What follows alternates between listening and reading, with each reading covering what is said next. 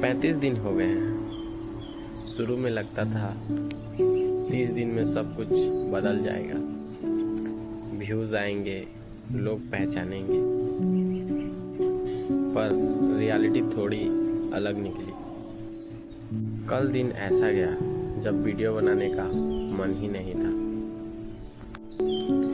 कभी लगा ये सब करने का फ़ायदा क्या है, कभी लगा ये सब मेरे बस का नहीं।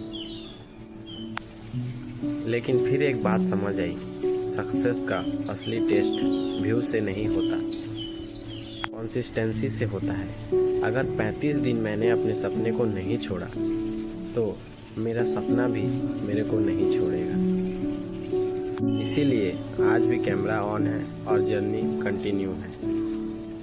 लोग बोलते हैं लक चाहिए, पर मुझे लगता है हिम्मत चाहिए।